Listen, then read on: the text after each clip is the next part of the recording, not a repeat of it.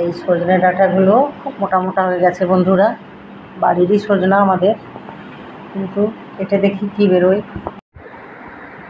এই সজনে ডাঁটাগুলো দেখে মনে হচ্ছিল খুব বুড়ো হয়ে গেছে, শুকিয়ে গেছে, কিন্তু বন্ধুরা কাটার পরে দেখছি কত সুন্দর হয়েছে সজনে ডাঁটাগুলো। কয়েকটা ছাড়িয়েও রাখলাম, দারুণ সুন্দর। এবার এটাকে আমি সজনে ডাঁটাগুলো আমার ছাড়ানো হয়ে গেছে, পুরো শাঁসে ভর্তি সজনে ডাঁটাগুলো। দুপুরবেলা রান্নার আয়োজন বন্ধুরা, একে একে সব দেখায়। আলু আর সজনে ডাঁটা দিয়ে এটা সেদ্ধ করে রেখেছি, এটাকে আবার তৈরি করব।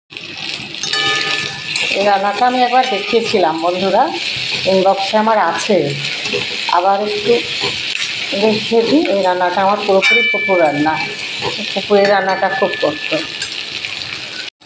একেবারে পুরোপুরি সাবেকি রান্না।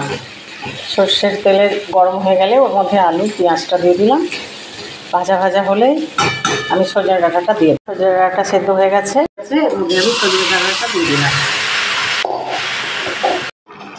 বন্ধুরা রান্না আমার হয়ে গেছে। এই রান্নাটা খুব দুর্লভ রান্না, আজকালকার দিনে এই রান্না আর পাওয়া যায় না। তো এর মধ্যে আমি একটু হালকা জিরে গোলমরিচের গুঁড়ো, ভাজা গুঁড়ো দিয়ে দিলাম। নিরামিষ আলুর দম খাবে আমার ছেলে, আমি নিরামিষ আলুর দম তৈরি করছি। নিরামিষ আলুর দম রেডি হয়ে গেছে, নামিয়ে নেব।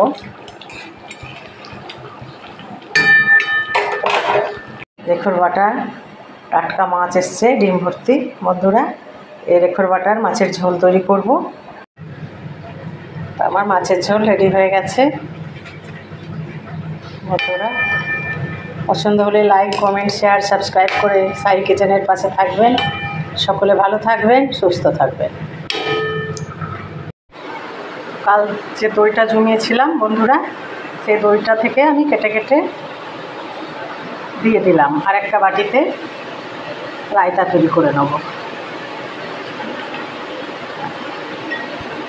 বন্ধুরা। রায়তার মধ্যে প্রথমে আমি লবণ দিয়ে দিলাম, চিনি, সামান্য কাশ্মীরি লঙ্কার গুঁড়ো, বিট লবণ,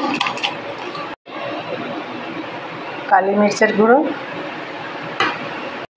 দিয়ে দিলাম কিছুটা শসা কুচি, কাঁচা লঙ্কা কুচি, পেঁয়াজ কুচি দিইনি বন্ধুরা। এই জন্য দিইনি, যদি পেঁয়াজ কারি অপছন্দ থাকে তাহলে সে বাইরে থেকে পেঁয়াজ নিয়ে খেতে পারবে। আজ আমার দুপুরের লাঞ্চ রেসিপি পুরোপুরি তৈরি করে ফেললাম, লাস্টে আমি রায়তাও তৈরি করে ফেললাম বন্ধুরা। কেমন লাগলো? ভালো লাগলে সাই কিচেনের পাশে থাকবেন। সকলে ভালো থাকবেন, সুস্থ